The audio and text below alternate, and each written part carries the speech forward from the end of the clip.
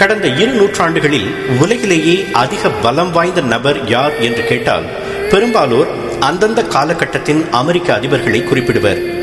இராணுவ பலமும் பொருளியல் வளப்பமும் அமெரிக்க அதிபர்களுக்கு அப்படி ஒரு தகுதியை தந்திருக்கின்றன.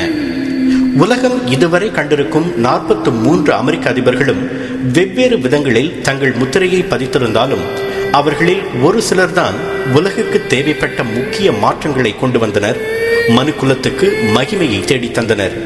அவர்களுள் தலையாயவர் ஆப்ரஹாம் லிங்கன்.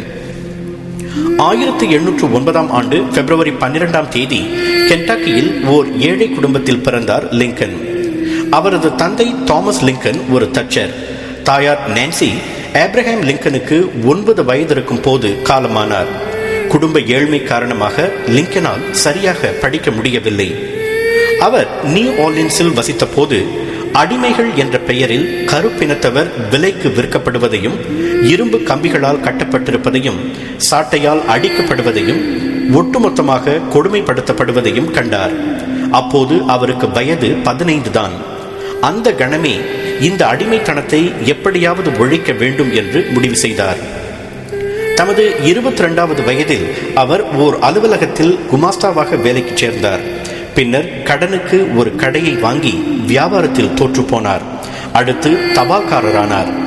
அதன் பிறகு அவர் தாமாகவே படித்து வழக்கறிஞரானார். 1834ஆம் ஆண்டு தமது 25வது வயதில் இலினாய் மாநில சட்டமன்றத்துக்காக போட்டியிட்டு வெற்றி பெற்றார். 1833இல் ஆன் ரூட்லெட்ஜ் என்ற பெண்ணை காதலித்து மணந்து கொண்டார். ஆனால் 2 ஆண்டுகளில் ஆன் நோய்வாய்ப்பட்டு இறந்தார். 7 ஆண்டுகள் கழித்து லிங்கன் மறுமணம் செய்து கொண்டார். 1834 8 ஆண்டுகள் இலினாய் சட்டமன்றத்தில் உறுப்பினராக இருந்தார் லிங்கன். அதன் பிறகு அரசியலை விட்டு விலகி 5 ஆண்டுகள் அவர் தனியார் துறையில் வழக்கறிஞராக பணியாற்றினார். 1854 அவரை அரசியல் மீண்டும் அழைத்தது. குடிப்பழக்கம், புகைக்கும் பழக்கம் எதுவும் இல்லாத லிங்கன் அரசியலில் கடுமையாக உழைத்தார். 1859ஆம் ஆண்டு நீங்கள் ஏன் அமெரிக்க அதிபர் பதவிக்கு போட்டியிடக்கூடாது என ஒரு நண்பர் கேட்டபோது அந்த தகுதி எனக்கு கிடையாது என்று பணிவாக பதில் கூறினார் லிங்கன். ஆனால் அப்படி கூறியவர் அடுத்த ஆண்டே அமெரிக்காவின் 16வது அதிபராக தேர்ந்தெடுக்கப்பட்டார். 15 வயதில் தாம் எடுத்த தீர்மானத்தை நிறைவேற்றும் தருணம் வந்துவிட்டதாக அப்போது அவர் எண்ணியிருக்கக்கூடும்.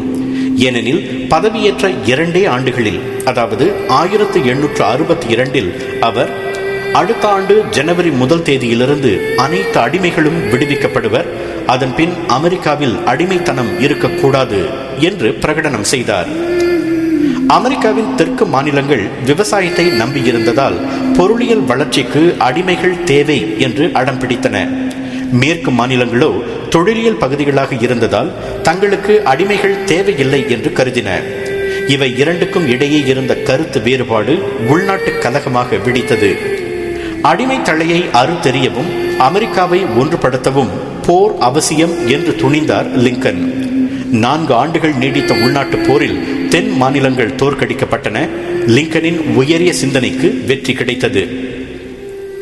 ஜனவரி 1865இல் அமெரிக்காவில் அடிமைத்தனத்தை ஒட்டுமொத்தமாக ஒழிக்க வேண்டும் என்ற தீர்மானம் அமெரிக்க மக்களவையில் 3/2 பங்கு பெரும்பான்மையுடன் நிறைவேற்றப்பட்டது. அதே ஆண்டு 2வது தவணைக்கு அமெரிக்க அதிபராக தேர்வு பெற்றார் லிங்கன். 2வது தவணை முழுமைக்கும் அவர் அதிபராக இருந்திருந்தால் அமெரிக்கா மேலும் அமைதி பெற்றிருக்கும், உலகம் மேலும் உய்வு கண்டிருக்கும். ஆனால் வரலாற்றின் நோக்கம் வேறாக இருந்தது.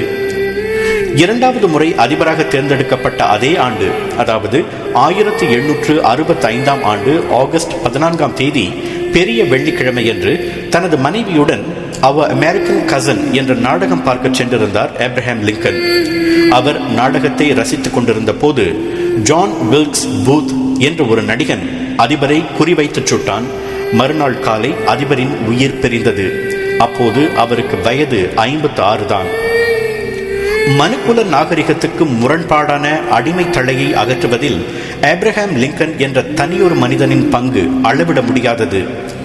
எல்லோரும் செய்கிறார்கள், நாமும் செய்துவிட்டு போவோம் அல்லது கண்டுகொள்ளாமல் இருப்போம் என்று லிங்கன் நினைத்திருந்தால் அவர் சரித்திரத்தில் இடம் பிடித்திருக்க முடியாது.